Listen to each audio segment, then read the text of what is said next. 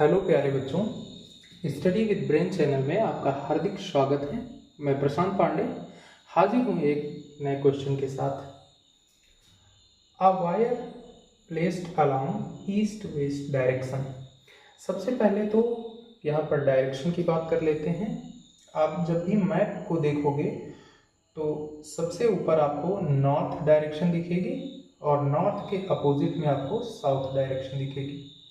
Right side में जब भी देखेंगे आपको ईस्ट डायरेक्शन दिखेगी और लेफ्ट साइड में वेस्ट डायरेक्शन दिखेगी। तो a wire placed along east west direction carries a current of 10 ampere. एक कंडक्टर है, जो वायर है, जो कैरी करता है 10 एम्पियर का करंट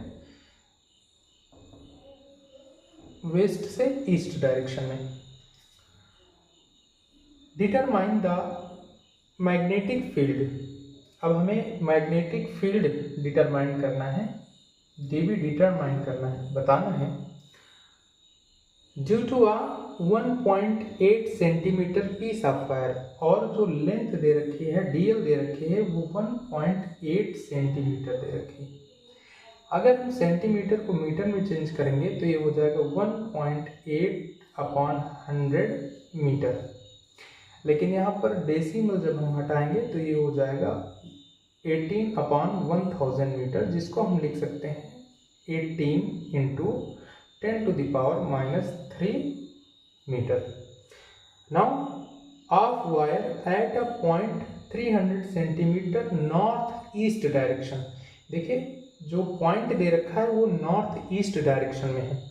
हम जानते हैं नॉर्थ टू ईस्ट 90 डिग्री का एंगल बनता है, और जब नॉर्थ ईस्ट की बात करेंगे हम तो वो डायरेक्शन हो जाएगा 45 डिग्री का, नॉर्थ ईस्ट। तो यहाँ से कोई एंगल दे रखा है, यहाँ पे जो 1.8 सेंटीमीटर का जो पीस है उससे जो 300 सेंटीमीटर दूरी पर पॉइंट है, इनके बीच में हमें 45 डिग्री का एंगल दे रखा है। मीन्स थीटा इज इक्वल दे रखा है 45 डिग्री, एंड द लेंथ और डिस्टेंस आर इज इक्वल दे रखा है 300 सेंटीमीटर। 300 सेंटीमीटर को अगर आप चेंज करोगे तो 300/100 मीटर हो जाएगा। 0 to 0 कैंसिल आउट हो जाएंगे, ये हो जाएगा 3 metre. Now according to Biot Savart law, Biot Savart law क्या कहता है? dB is equal μ0/4π I/dl sin theta r square. Now हम जानते हैं μ0/4π की जो वैल्यू होती है वो होती है 10⁻⁷। I की वैल्यू यहाँ पर दे रखी है, I की वैल्यू दे रखी है 10 एम्पियर। I की जो वैल्यू दे रखी है वो कितनी दे रखी है? 10 एम्पियर की वैल्यू दे रखी थी, तो 10 हो गया।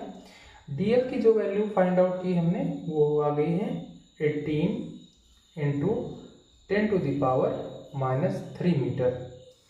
एंड साइन थीटा, तो साइन 45 डिग्री हो जाएगा, और साइन 45 डिग्री की वैल्यू होती है 1/√2 and whole divide R square होता है। तो आर की जगह कितना है? 3 है, तो 3 का स्क्वायर हो जाएगा 9।